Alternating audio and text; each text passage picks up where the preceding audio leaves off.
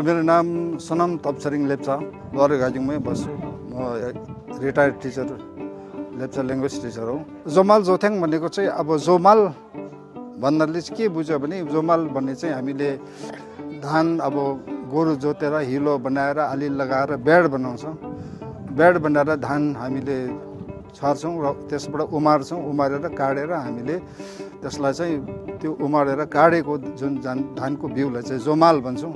अब जोमाल त्यसलाई चाहिँ हामीले अब फेरि बारी जोतेर हिलेर भित्तासिता चाहिँ आलीओरी लगाएर सबै गरेर हामी रोप्छौँ। त्यसलाई चाहिँ जोथ्याङ भन्छौँ। र यसरी हामीले अब पुर्खौँदेखि हाम्रो जुजु पाजुरकै पालोदेखि यो गरिल्याएको हो, हामीले देखेको र यसरी नै हामी गरिलिएर आएको छौँ। र आज हाम्रो यो प्रथालाई चाहिँ हामीले छोडेको छैन।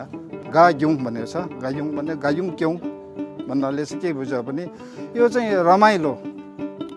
जस्तो अब सबै जातको यसरी भेला धान रोप्दाखेरि सबै जातको भेला भएर यसो धान रोप्यो, बेलुका अब आँगनमा बसेर गफसफ गरेर यसरी गीतसित गाएर नाचेर नाचगान गर्छौँ। त्यसैलाई नै हामीलाई अब रमाइलो, नेपालीमा भन्छ रमाइलो।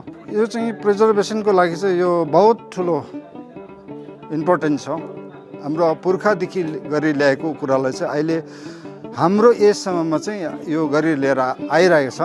र आउने फ्युचरमा हाम्रा नानीहरू भयो, छोराछोरी भयो, नाति पनाति खनातीहरूको पालोमा पनि यसरी यसलाई यो आफ्नो ट्रेडिसनललाई प्रिजर्भ गरेर राखुन्। यसबाट केही अब उपलब्ध होस् र आफ्नो संस्कृति पनि बाँचोस्।